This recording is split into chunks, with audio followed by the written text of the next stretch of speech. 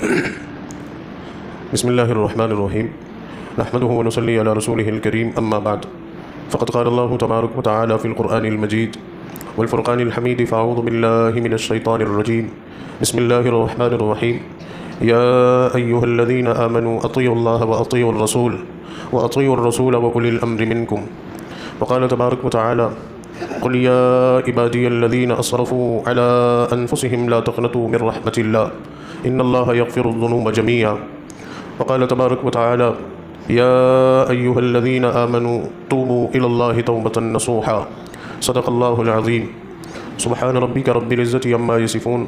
وسلام على المرسلين والحمد لله رب العالمين اللهم صل على سيدنا محمد وعلى آل سيدنا محمد وبارك وسلم. عزیزان گرامی قدر، واجب الاحترام بزرگوں اور میرے دینی اور ایمانی بھائیوں، السلام علیکم ورحمۃ اللہ وبرکاتہ. میرے عزیزوں اور بزرگوں، یہ رمضان المبارک کا اس برس کے رمضان کا آخری جمعہ ہے. اللہ رب العزت ہم سب کی عبادتوں کو قبول فرمائے اور رمضان کی آخری گھڑیوں کی قدردانی کرنے کی توفیق نصیب فرمائے. رمضان جو کہ اللہ کا ایک بہت بڑا انعام اور احسان بن کے آیا اور اس کا بیشتر حصہ ہم گزار چکے ہیں، بس مختصر سا چند دن، چند راتیں، چند گھنٹے، چند لمحات باقی ہیں. حقیقت تو یہ ہے اور فکر تو اس بات کی ہونی چاہیے کہ ہم اس بات پر غور کریں کہ رمضان میں ہم نے کیا پایا، اللہ رب العزت نے کس مقصد کے لیے رمضان دیا تھا،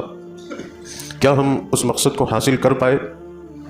کیا ہم واقعی رمضان سے جو فائدہ حاصل کرنا تھا وہ فائدہ ہم نے حاصل کر لیا. یہ بہت بڑا لمحہ فکریہ ہے ان بچے ہوئے چند دنوں کے لیے، اور یہ کہہ لیجئے کہ ایک بہت بڑا اپنا محاسبہ ہوگا، ایک بہت بڑی اپنی فکر انگیزی ہوگی کہ ہم ان چند لمحوں کو کی قدر جان کر جو کوتاہیاں ہوئی ہیں ہم سے مہینے بھر میں، ان کوتاہیوں کا ازالہ کر لیں، ان کوتاہیوں کی ہم بھرپائی کر لیں اور ان کوتاہیوں کے چلتے ہوئے ہم اللہ سے معافی مانگ لیں اور اللہ رب العزت کو ان آخری گھڑیوں میں راضی کر لیں. میرے دوستوں، دل کو کتنی خوشی ہوئی تھی کہ رمضان آ رہا ہے اور رمضان کی تیاری کی تھی، رمضان کا اہتمام کیا تھا. اب واقعی میں دل افسردہ ہے، دل کے اندر یہ خلش ہے، یہ بے چینی ہے کہ اتنی جلدی گزر گیا، پتہ ہی نہیں چلا. اور واقعی میں یہ ایک ایمان کی ایک نشانی ہوتی ہے کہ مومنین کی کیفیات اور مومنین کے حالات ایسے ہوتے ہیں کہ وہ نیک لمحات جب گزرتے ہیں تو ان پر وہ افسردہ ہوتے ہیں. اور ہمارے اکابرین کا بھی یہی طرز عمل رہا ہے کہ رمضان کی بدائی پر، رمضان کی رخصتی پر، رمضان کے گزرنے والے لمحات پر ان کی آنکھوں میں آنسو ہوتے تھے، وہ غمگین نظر آتے تھے. اور احساس اس بات کا ہوتا تھا کیونکہ رمضان اللہ کی بہت بڑی نعمت ہے، ایک بہت بڑا انعام ہے اور مہمان خدا ہے. اور یہ تو بات ہوتی ہی ہے نا کہ کوئی معزز مہمان گھر آئے اور وہ کچھ دن ٹھہرے، اور کچھ دن اس طرح سے ٹھہرے کہ ہماری اور اس کی بہت گہری قربت ہو جائے، ساتھ میں اٹھنا بیٹھنا ہو جائے، ساتھ میں کھانا پینا ہو جائے، ساتھ میں وقت گزاری ہو جائے، ساتھ میں گفتگو ہو جائے، ایک ایک چیز ہو جائے. تو پھر جب وہ معزز مہمان جو دل کو چھو لیتا ہے، دل پہ جس کا اثر ہو جاتا ہے، وہ جب گھر سے جاتا ہے تو آنکھوں میں تلائی بھر جاتی ہے، آنکھ نہیں چاہتے ہوئے بھی آنسو بہا پڑتی ہے اور دل غمگین ہو بیٹھتا ہے کہ کاش کچھ دن اور ٹھہرتے، کچھ موقع اور دیتے، کچھ خدمت کے لمحات اور مل جاتے. یہ رخصتی کا ایک نقطہ ہوتا ہے. تو رمضان جو کہ خدا کا مہمان بن کے آیا تھا، احسان بن کے آیا تھا، کرم بن کے آیا تھا، انعام بن کے آیا تھا، فضل بن کے آیا تھا، نعمتوں کی برسات لے کر آیا تھا. اللہ نے کیسی نعمتیں اتار دی، کیسے انعامات اور کیسی نعمتوں سے ہم لوگ مستفید ہو گئے. کیا اللہ نے نہیں کھلایا، کیسا سکون، کیسا اطمینان، کیسی راحت، یہ سب رمضان کی تو برکت تھی. تو یہ رمضان اللہ نے دراصل دیا اس لیے تھا کہ ہمارے اندر تقویٰ پیدا ہو جائے، یہ روزے رکھتے ہوئے ہمارے دل کے اندر اللہ کا خوف آ جائے، اللہ رب العزت کی عظمت آ جائے، اللہ کے حکم کو ماننے کا شعور آ جائے، اور اتنا گہرا شعور آ جائے کہ ہم اپنی وہ بنیادی ضرورتیں کہ جن کے بغیر ہم زندہ نہیں رہ سکتے، جو ہمارے زندہ رہنے کے لیے لازمی چیزیں ہیں، وہ کھانا اور پینا کہ جس کے بغیر انسان نہیں رہ سکتا، اور اتنے لمبے وقفے تک، اور وہ لمبا وقفہ بھی 1 دن 2 دن 4 دن ہفتے بھر کا نہیں، مسلسل 1 مہینے کا، اور کئی گھنٹوں تک پانی کی کئی ایک بوند، پانی کا ایک قطرہ، رزق کا ایک ذرہ مجال کے کسی کے حلق میں اتر جائے. کتنا اللہ کا خوف. آپ دیکھیے تقوی کی روزہ کتنی زبردست پریکٹس ہے، کتنا اللہ کا خوف کہ وضو کرنے کے لیے منہ کے اندر پانی لیا، اور پیاس بلا کی لگ رہی ہے، بہت شدت کی پیاس ہے، اور منہ کے اندر پانی بھی ہے، مجال کے پانی کا قطرہ حلق کے نیچے اتر جائے. کون دیکھتا ہے منہ کے اندر؟ کس کو اندازہ ہے؟ کس کو پتا ہے؟ کوئی نہیں پتا. بسا اوقات خود انسان وہ اپنا کنٹرول کھو دے اور پانی چلا جائے تو اس کو بھی پتا نہیں چلے, لیکن انسان کا اپنے نفس پر کتنا زبردست کنٹرول کہ مجال کے ایک قطرہ چلا جائے. چھوٹے چھوٹے بچے 8-9 سال کے بچے, مجال کے گھر کے اندر اتنی ساری افطاری کی چیزیں ہیں, اور ماں کہہ رہی کہ بیٹا ابھی آپ روزہ نہیں رکھ سکتے, ابھی آپ کے لیے مشکل ہو جائے گا. تو بچے کہتے ہیں کہ نہیں امی ہم رکھ لیں گے. اور وہ بچے, اب دیکھیں نا, وہ معصوم پھول اپنا سبز اور کھلا ہوا چہرہ لے کر سارا وقت روزے کا ادھر ادھر گھومتے رہتے ہیں, لیکن وہ بھی ان کے بھی ذہن پر یا ان کے بھی دل پر یا ان کے بھی چہرے پر ذرا سا بھی اس بات کا شکن نہیں ہوتا, ان کو بھی اس بات کا وہ اندر سے یہ نہیں ہوتا کہ نہیں میں کھا لوں. یہ اللہ کا خوف, یہ اللہ کا لحاظ, یہ اللہ کی نسبت, یہ اللہ سے تعلق, یہ روزہ ہمیں سکھا کے گیا ہے, اور 30 دن سیکھا ہے ہم نے. اتنی زبردست پریکٹس میں نہیں سمجھ سکتا اپنی کمزور سی ذہانت پر اور سوچ بوجھ پر کہ اس سے بہترین مشق اور کوئی ہو سکتی تھی جو اللہ نے ہم سے کروا دی, اور ہم نے الحمدللہ کر لی. اب اتنی زبردست تیاری کے بعد, اتنا زبردست ایک پریکٹیکلی دور, ایک جو ہے تربیتی دور گزارنے کے بعد, ان آخری لمحات میں ہم اپنا تجزیہ کریں کہ یہ تقوی کا جو نور جو روزے کی برکت سے, روزے کے اوقات میں, روزے کی گھڑی میں میرے اندر آیا تھا, یہ میرے پاس ہمیشہ کے لیے رہے کہ نہیں ہے, ہمیشہ کے لیے آئے گی. اب یہ تقوی میرا سال بھر رہے گا, پورا سال اسی لحاظ کے ساتھ, اسی پرہیزگاری کے ساتھ, اسی اللہ کے خوف اور اللہ کی عظمت کے ساتھ میں اپنے پورے سال کو گزاروں گا کہ وہ ناجائز اور وہ حرام چیزیں جو اللہ نے حرام کر دی ہیں میں ان کو اپنے قریب تک نہیں آنے دوں گا. میں ذرہ برابر بھی ان سے قریب نہیں جاؤں گا. اب میں ان سے ایسا پرہیز کروں گا جیسا رمضان کے اندر میں نے روزے کے اوقات کے اندر کھانے اور پینے سے پرہیز کر کے دکھایا. یہ اصل پایا ہے وہ تقویٰ, اور یہ شعور اور یہ فکر اور یہ روزے کا خلاصہ اور روزے کا انعام. اللہ رب العزت ہم سب کو نصیب فرمائے, اللہ رب العزت ہم سب کو عطا فرمائے, اور یہ روزے کا اور یہ تقوی کا نور ہمارے اندر جو داخل ہوا ہے اس سال بھر جگمگاتا رہے, اور اس تقوی کے نور کے سائے میں ہم اپنی زندگی کا آگے کا سفر طے کریں. میرے دوستوں, اس چیز کے لیے ایک چیز اور لازمی اور ضروری ہے, اس کو باقی اور برقرار رکھنے کے لیے. جیسے گھر کے اندر ہم کوئی چیز لے کر آتے ہیں اور اس چیز کو ہم نے اپنے کموڈ کے اندر رکھ دی ہے, اب وہ چیز بڑی شاندار اور بڑی خوبصورت ہے, ہم نے صرف اس کو خرید کر لا کر اپنے گھر میں رکھ دی اور ہم سمجھتے رہیں کہ یہ ایسی چمکتی رہے, یہ ایسی ہی رہے, تو یہ اس وقت تک ممکن نہیں ہوگا کہ جب تک ہم اس کو صاف نہیں کرتے رہیں, اس کی کیئر نہیں کرتے رہیں, اس کی دیکھ بھال نہیں کرتے رہیں, اس کو سنبھالیں گے نہیں. کتنی حفاظت کر کے رکھنی پڑتی ہے, بچوں سے بچانا پڑتا ہے, دھول اور مٹی سے بچانا پڑتا ہے, اور دیگر کچھ حادثات سے بچانا پڑتا ہے, تب کہیں جا کر وہ چیز ایک لمبے عرصے تک ٹکتی ہے. تو یہ جو تقوی کا نور اب ہمارے اندر داخل ہوا ہے, اس نور کو باقی رکھنے کے لیے, اس تقوی کے شعور کو باقی رکھنے کے لیے ہمیں اسی فکر کے ساتھ, جس فکر کے ساتھ ہم رمضان المبارک میں عبادت کا اہتمام کرنے لگے ہیں, یہ رمضان کے بعد بھی اسی فکر کے ساتھ عبادات کا اہتمام ہمیں باقی رکھنا پڑے گا. نمازوں کی پابندی باقی رکھنی پڑے گی, اور نمازوں کی فکر باقی رکھنی پڑے گی, اور قرآن کی تلاوت کی جو ترتیب بنائی ہے اس ترتیب کو باقی رکھنا پڑے گا, ذکر و اذکار کا جو معمول رکھا ہے اس کو باقی رکھنا پڑے گا, صدقات اور خیرات کا اور اللہ کی راہ میں خرچ کرنے کا جو معمول رکھا ہے اس کو باقی رکھنا پڑے گا. کیونکہ رمضان جا رہا ہے نا, لیکن اللہ رب العزت کی ذات اور اللہ کی شان تو باقی اور برقرار ہے. وہ وہی رب ہے جو رمضان میں ہمیں نوازتا ہے, اور رمضان کے بعد بھی وہی نوازے گا, اور اسی کا حکم ہے کہ بجا لاؤ, تو اسی پر ہمیں قائم رہنا ہے, اور اسی پر ہمیں اپنی زندگی کو پورے سال بھر باقی رکھنا ہے. یہ ہمارے اسلاف کے رمضانوں کا خلاصہ ہوتا تھا کہ وہ رمضان میں آخری لمحات میں اللہ سے یہ دعا کرتے تھے کہ اللہ, یہ رمضان کی جو پابندی آپ نے نصیب فرمائی ہے, یہ پابندی ہمیں پورے سال بھر مل جائے, اور پورے سال بھر ہم اس طرح سے اس پابندی پر عمل کرتے رہیں. تو یہ رمضان کے آخری لمحات میں فکر کرنے والی اور مانگنے والی دعا ہے. دوسری چیز یہ ہے کہ یہ وہ گھڑیاں چل رہی ہیں کہ جن میں ہم اللہ سے اپنی مغفرت مانگیں, سچی توبہ کریں,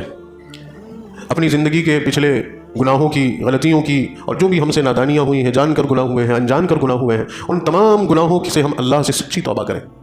کہ ہم اللہ رب العزت کے سامنے ایک عزم کریں کہ اللہ, ہم سے جو کچھ بھی ہوا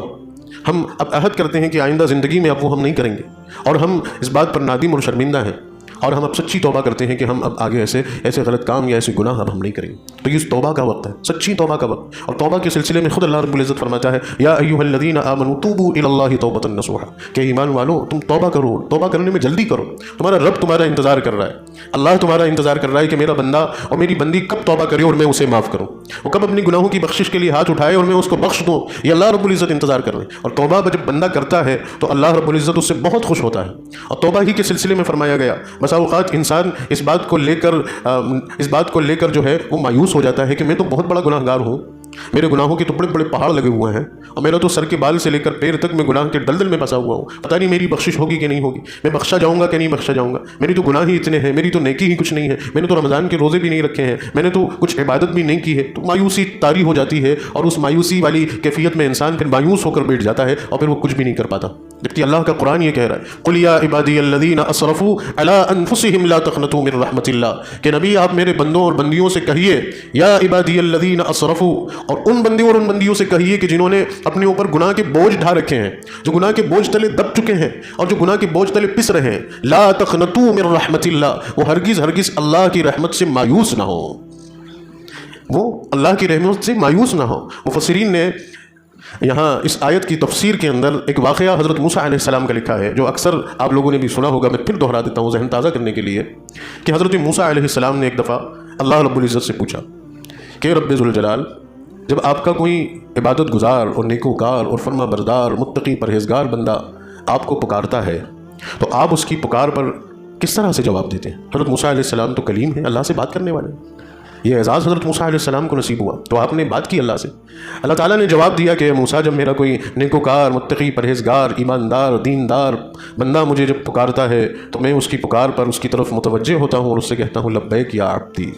کہ اے میرے بندے میں حاضر ہوں, تو بول کیا بولنا چاہتا ہے, تو مانگ کیا مانگنا چاہتا ہے. حضرت موسیٰ علیہ السلام نے پھر دوسرا سوال پوچھا کہ اللہ, یہ تو نیک بندے کا معاملہ ہوا, اگر آپ کا کوئی گناہ گار فاسق فاجر بندہ کوئی اگر آپ کو پکارتا ہے تو آپ اس کی پکار پر کیا جواب دیتے ہیں؟ تو اللہ رب العزت نے جواب ارشاد فرمایا کہ اے موسیٰ, میں اپنے اس بندے کی طرف اپنی رحمت کے ساتھ, اپنی شفقت اور اپنی مغفرت کے ساتھ متوجہ ہوتا ہوں اور اپنے اس بندے سے کہتا ہوں لبیک یا عبدی لبیک یا عبدی لبیک یا عبدی. حضرت موسیٰ علیہ السلام حیران, اور وہ حیرانی میں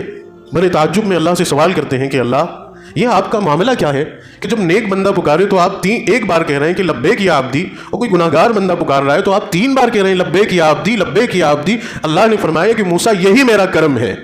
اور یہ میرا کرم اس لیے ہے کہ دیکھو, اگر کوئی نیک بندہ پکارے گا تو وہ اپنی عبادت کے ملال کے ساتھ پکارے گا,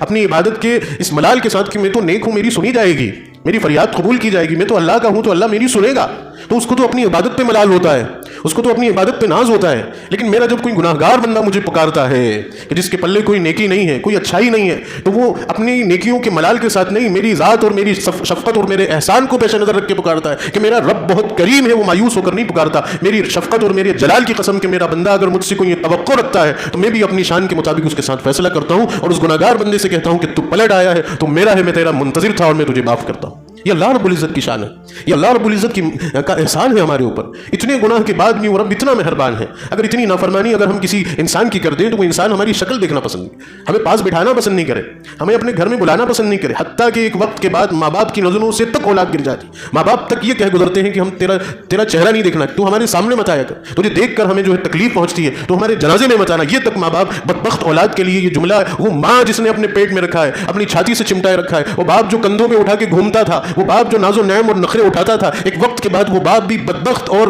اس جو ہے اس گناہگار اولاد سے عاجز آ کر یہ بات اپنی زبان سے نکال دیتا ہے.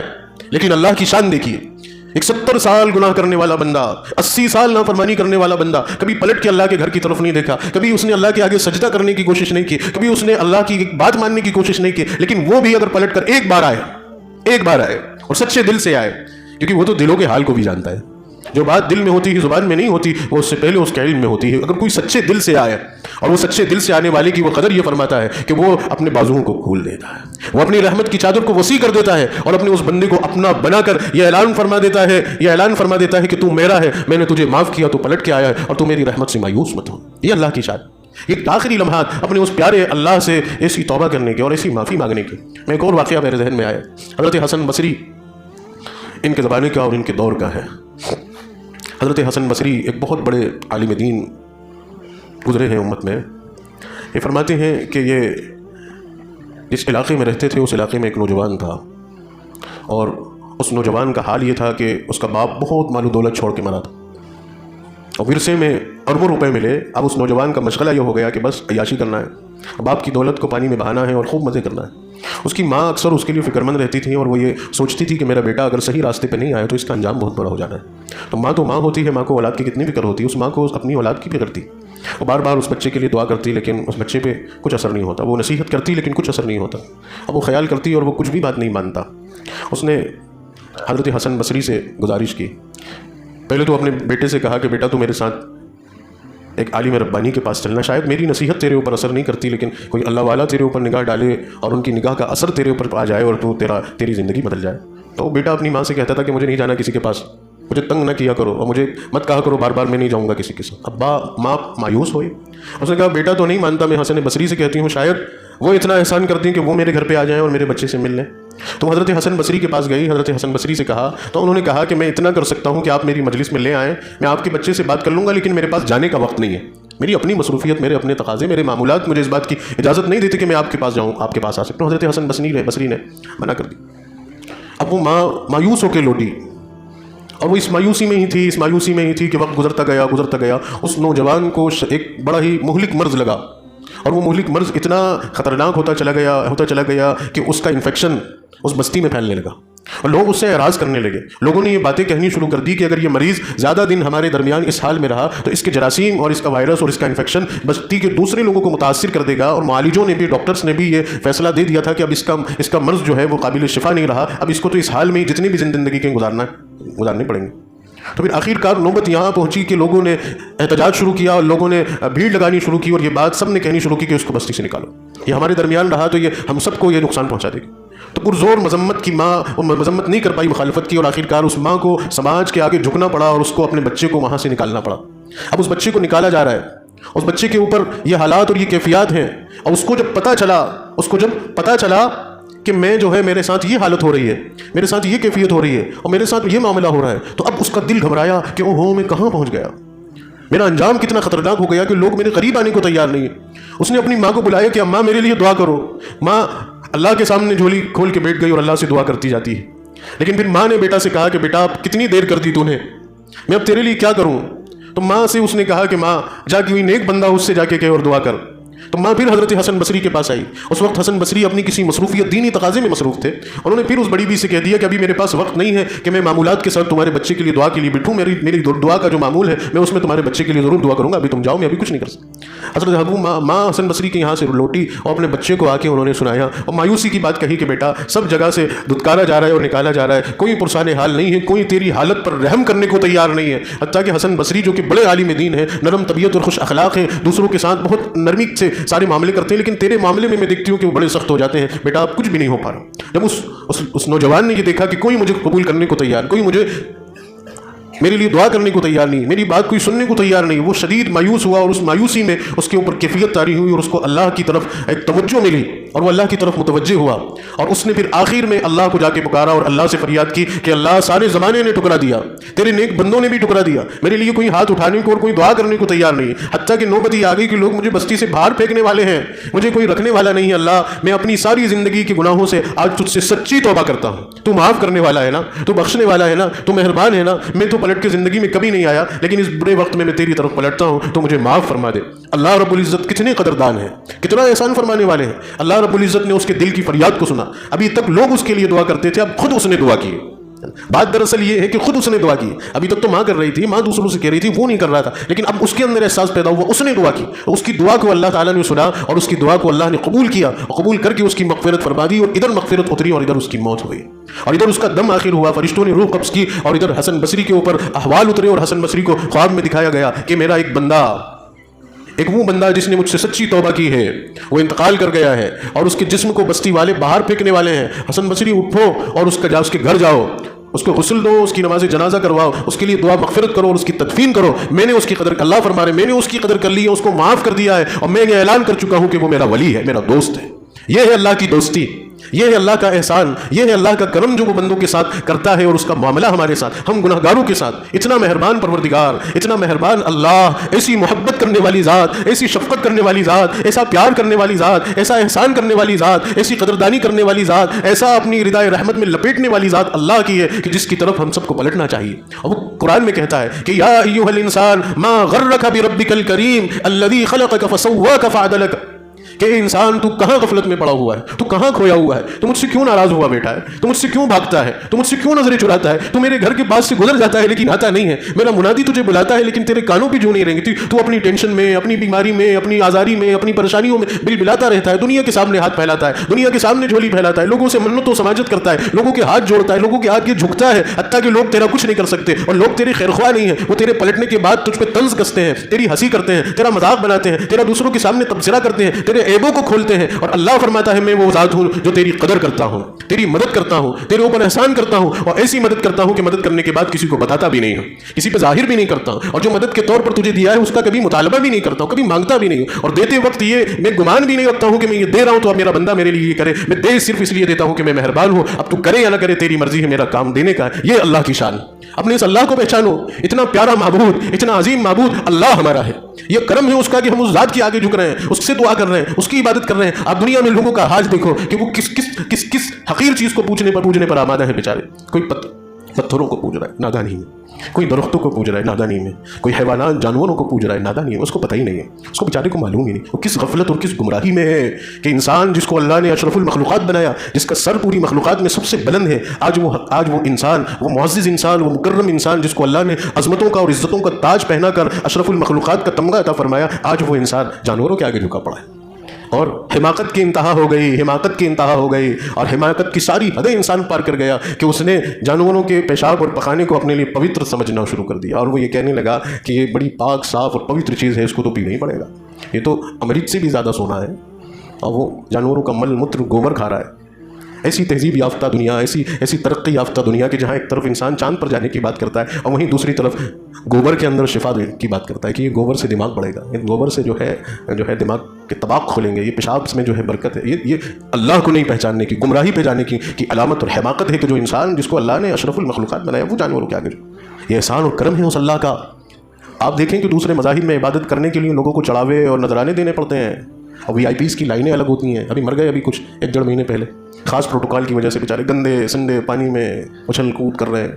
عقیدت مندی کے ساتھ، وہیں ہگ رہے ہیں، وہیں موت رہے ہیں، وہیں ڈبکی لگا رہے ہیں، دل نہیں کر رہا لیکن پھر بھی جا رہے ہیں، اور آپ کو کتنا کلین کلائمیٹ مل رہا ہے، کتنا صاف اور شفاف، اور کیسی سکینت اتر رہی ہے، دلوں کو کتنا سکون ہے، کتنا ہے، کوئی دھکا مکی نہیں، کوئی شور شرابہ۔ وہ ہم کریں تو بات الگ ہے نا، لیکن یہاں سسٹم میں تو نہیں ہے نا۔ وہ تو ہماری کبھی کبھی بدبختیوں کی وجہ سے مسجدوں کی بھی یہ خبریں آنے لگی ہیں کہ مسجدوں میں ہو گیا، لیکن یہ تو ہماری بدبختی سے ہوتا ہے، اللہ کے دین کے نظام میں تو نہیں۔ نظام تو یہ ہے کہ صفوں میں بیٹھو۔ یہ تک ہے میں آج پتہ نہیں،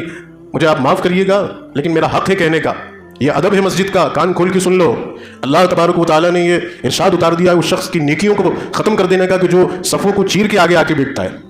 اگر آگے آنے کا شوق ہے تو وقت پر آئیے، بالکل منع فرمایا ہے، بالکل فقہا نے بہت شدید بات لکھی ہے کہ لوگوں کے سروں کو پھانگتے ہوئے بندروں کی طرح اچھلتے ہوئے مت آؤ، جہاں جگہ مل جائے ادب کے ساتھ بیٹھ جاؤ۔ اگر آگے آنے کا شوق ہے، مسجد کے امام کو بھی آپ نے، ابھی ہمارے یہاں رواج نہیں ہے یہ، میں آپ کو ایک بات بتاؤں کہ مسجدوں کی ترتیب یہ ہوتی ہے کہ مسجد میں امام کے آنے کا دروازہ یا منبر کے پاس سے ہوتا ہے۔ آپ نے کبھی غور کیا کیوں ہوتا ہے؟ فقہا نے یہ بات لکھی، امام تک کو اجازت نہیں ہے کہ وہ مصلیوں کو پھاندتے ہوئے آئے، اس کو آگے بیٹھنا ہے تو وہ پہلے آ کے بیٹھے، اور اگر وہ لوگوں کے آنے کے بعد آتا ہے تو دروازہ یہاں سے کھلے گا اور یہاں سے عزت سے آ کے بیٹھے، اس کو تک اجازت نہیں ہے کہ لوگوں کے سروں کو پھاندتے۔ کوئی کس کیفیت میں بیٹھا ہے بھائی؟ کوئی کس نسبت کو جوڑے بیٹھا اور آپ چھلانگ مارتے ہوئے آ گئے، ادھر کھسکو ادھر کھسکو ہم بیٹھیں گے، اور آپ شہنشاہ عالمگیر آ کے بن کے بیٹھے، امام تک کو اجازت نہیں، امام گناہگار ہے اگر آ کے ایسے پھاند کے بیٹھے، دروازہ بنوایا گیا۔ تو ادب ہے مسجد کا میرے بھائی، یہ اسلام ہے جس میں ایک چیز سکھائی جائے۔ اللہ اس اسلام کی قدر نصیب فرمائے، اس اسلام کی عظمت ہمارے دلوں میں اللہ اتارے۔ اور میری بات اگر خدا نہ کسی کو اگر گراں گزری ہے، میں آپ سے ہاتھ جوڑ کے معافی مانگتا ہوں، خدا کے لیے مجھے معاف۔ میں نہیں چاہتا کہ رمضان کے مہینے میں کوئی کسی کی بددعا کا شکار ہوں، حالانکہ کسی کی بددعا اس معاملے میں مجھے لگے گی نہیں، لیکن یہ میری خوش اخلاقی ہے کہ میں آپ کے دل کو تسلی پہنچانے کے لیے میں معافی مانگ رہا ہوں۔ خدا بس اس بات پر آگے ہمیں عمل کی توفیق نصیب۔ دوسری بات دراصل یہ ہے کہ ایک بہت اہم بات اور ایک بہت اہم نقطے کی طرف آپ لوگوں کو متوجہ کرنا ہے، جو ہمارا ملی اور مذہبی مسئلہ ہے اس ملک کے تعلق سے، اور اس میں ایک بہت ہی مسلمانوں کا ایک تمام مکتب فکر جس میں ہماری سنی،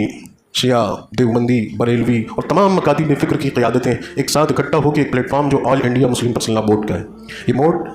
پچھلے کئی سالوں سے یہ کہہ لیجیے کہ جب ہندوستان کے اندر سب سے پہلا حملہ جو شریعت پر ہونے والا تھا شاہ بانو کے کیس کو لے کر، جو ہمارے اندور ہی کا کیس تھا، کہ جس کے معاملے میں ایک عورت نے اپنے شوہر پر عدالت میں ایک مقدمہ دائر کیا تھا، اور وہ مقدمہ یہ تھا کہ میرے شوہر نے مجھے طلاق تو دے دی ہے لیکن وہ مجھے بھتہ دیتا رہے، میرا خرچہ اس کو دینا پڑے گا۔ اور شریعت یہ کہتی ہے کہ جب عورت کو طلاق دے دی ہے اور وہ طلاق کے جو اوقات ہیں 3 مہینے وہ شوہر کی نگرانی میں رہے گی، اور شوہر 3 مہینے تک اسے جو ہے صرف گزارا دے گا، اس کے بعد وہ اس کے راستے لیکن عدالت میں مقدمہ دائر کیا تھا اور یہاں سے ایک راستہ شریعت پہ مخالف حکم کا کھلنے والا تھا۔ تب سے مسلم پرسنل لاء بورڈ سرگرم ہوئی اور اس نے پورے ملک میں ایک پلیٹ فارم بنایا اور مسلمانوں کے آئینی حقوق، ان کے جو ہے ان کے پرسنل لاز کی حفاظت کے لیے اس پلیٹ فارم نے آواز بلند کرنی شروع کی، اور وقتاً فوقتاً وہ آواز اٹھاتے رہے۔ بابری مسجد کے معاملے میں بھی بہت مستعد رہے اور بہت کام کیا، اور ابھی پھر ہمارے سامنے ایک بہت ہی حساس، بہت ہی خطرناک پھر ایک معاملہ کھڑا ہے وقف ترمیمی بل 2024 کے سلسلے میں، کہ وقف بل کے اندر جو انہوں نے امینڈمنٹ کیا ہے اور وقف بل کو جو بدلنے کی اور وقف بورڈ کی اہمیت کو ختم کرنے کی ان لوگوں کی جو تیاری ہے وہ بڑی ہی خطرناک ہے۔ میں اپنے ٹوٹے پھوٹے الفاظ میں تو آپ کو نہیں سمجھا سکتا، لیکن جو میں نے اپنے استادوں سے اور علماء سے اور ان کی باتوں کو سن کر جو محسوس کیا، ان کی صرف ایک بات یہ سمجھ میں آئی ہے، اور اس کو کہنے کا مطلب بتانے کا موقف اور وقت بھی صرف ابھی یہ ہے کہ یہ وقف بل اگر پاس ہو جاتا ہے، اور یہ وقف بل اگر پاس ہو جاتا ہے تو ہماری نہ معلوم کتنی مسجدیں اور نہ معلوم کتنے قبرستان اور نہ معلوم کتنے اولیاء اللہ کے مدارات اور نہ معلوم کتنے مدارس ان پر تالا لگ جائے گا اور یہ بند ہو جائیں گے، اور یہ جو مدارس باقی مساجد باقی بھی رہیں گی، جو مدارس چلتے بھی رہیں گے، جو قبرستان باقی بھی رہیں گے، ان قبرستانوں پر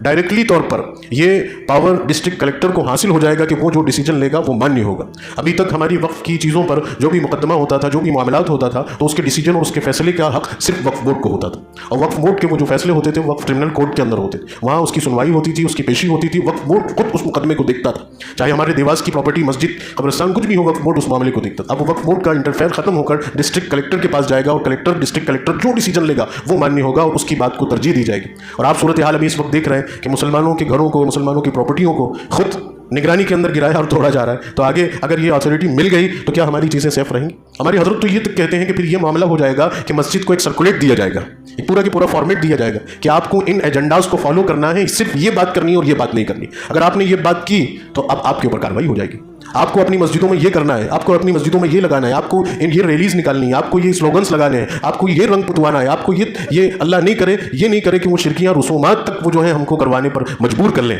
یہ ساری چیزیں ہوں گی اگر یہ وقف بل پاس ہو گیا تو اس کی سنجیدگی کو، اس کی حساسیت کو ہمیں سمجھنا پڑے گا اور اس کی پرزور مخالفت کرنا پڑے گی۔ مسلم پرسنل لاء بورڈ الحمدللہ تمام مکاتب فکر کی قیادتوں کو لے کر اور تمام ملی اور مذہبی تنظیموں کو اپنے ساتھ لے کر ابھی الحمدللہ ہمارے ملک میں ایک پلیٹ فارم بنا ہے، اور اس پلیٹ فارم کی نگرانی میں موجودہ حکومت کی اس منصوبہ بندی کے خلاف پرزور مخالفت اور اس کی مذمت کی جا رہی ہے۔ ابھی 17 تاریخ کو دہلی میں جنتر منتر میں ایک زبردست پروٹیسٹ ہوا، جس پروٹیسٹ کے اندر مسلم قیادتوں کے ساتھ ساتھ وہ دیگر راجنیتک اور سیاسی جماعتیں جو مسلمانوں کی کہیں نہ کہیں اپنے آپ کو مسلمانوں سے جڑا ہوا بتاتی ہیں، ان کی نمائندگی بھی آئی تھی اور انہوں نے بھی اپنی بات رکھی، کیونکہ بورڈ نے محنت کی۔ اور ابھی 26 تاریخ کو پٹنہ کے اندر ایک بڑا ہی شاندار پروٹیسٹ ہونے والا ہے، جس میں وہاں کی ملی اور مذہبی تنظیموں نے، خاص طور سے امارت شریعہ بہار اور جھارکھنڈ کی قیادت نے، شاہ فیصل رحمانی دامت برکاتہم نے ایک پریس کانفرنس کر کے یہ اعلان جاری کر دیا ہے کہ جو بھی جماعت، جو بھی سیاسی پارٹی اس وقف بل کا سپورٹ کرے گی، مسلمانوں کا ووٹ ملنا ہونے بند۔ اس میں بل بلا رہے ہیں آپ کے تیجسوی یادو بھی، نتیش کمار بھی، ان لوگوں کو تک کو انوائٹ کیا گیا ہے، اور بڑا ہی شاندار پروٹیسٹ 26 تاریخ کو، اور پھر اس کے بعد 29 تاریخ کو تمل ناڈو کے اندر ہے، اور پوری ملک کی ان سیاسی جماعتوں کو کھل کر مسلم قیادتوں نے کہہ دیا کہ یہ معاملہ، اس معاملے کو ہم برداشت، ہم بیٹھ گئے تھے ایک مسجد دے کر، اب یہ نہیں ہوگا۔ اور مسلمانوں کے اندر بھی یہ جذبہ بیدار کرنے کی بات کہی کہ اپنی قیادت کی طرف سے اب جو بات کہی جائے گی، اس کالی پٹی کو معمولی مت سمجھنا، یہ ہماری قیادت کو مضبوط کرنے کی ایک پیڑھی اور ایک اسٹیج ہے کہ اس کے ذریعے سے ہمیں یہ دکھانا ہے کہ ملک کے 30 کروڑ مسلمان، یہ تعداد کم نہیں ہے، یہ اس پوری روح زمین کو تھرا دینے والی تعداد، یہ 30 کروڑ کی تعداد مسلمانوں کی، اس کی پرزور مخالفت کرتی ہے، اور ہم اپنی اس مشترکہ قیادت مسلم پرسنل لاء بورڈ کی آواز پر لبیک کہنے کو تیار۔ آج صرف ہم نے پرامن احتجاج، کوئی نعرہ نہیں، کوئی بھیڑ نہیں، کوئی ریلی نہیں، کوئی احتجاج نہیں، بس خاموشی کے ساتھ یہ اپنا ایک وروध، ایک اپنی مخالفت ظاہر کی۔ اب بورڈ کی طرف سے جو انسٹرکشنز ملیں گے، جو ہدایات آئیں گی، جو رہنمائی ملے گی، ان رہنمائی پر لبیک کہنا، میرے اس لفظ اور اس جملے کی قدر کرنا، یہ ہمارا دینی اور مذہبی فریضہ، ملی فریضہ ہوگا۔ اگر یہاں ہم نے منافقت برتی، یہاں ہم نے اس سیاسی پارٹی جو یہ چاہتی ہے اس کو پاس کرنا، اس کی کاریہ کرنی اور اس کی سدسیتا کے خاطر ہم نے اس کا وروध کیا اور ہم مسلمانوں کے ساتھ آ کر کھڑے نہیں ہوئے، تو وہ وقت کا منافق ہوگا، وہ مسلمانوں کا خائن ہوگا، مسلمان کے لیے غدار ہوگا۔ اللہ رب العزت میرے ان سخت جملوں کو ہمارے دل میں اترنے کی جگہ دے، اور ہم اپنے اس معاملے کو، اس وقف بل کو دعا بھی کریں کہ یہ پاس نہیں ہو، اللہ تعالیٰ اس کو نکار دے اور یہ ختم ہو جائے۔ وآخر دعوانا ان الحمدللہ رب العالمین۔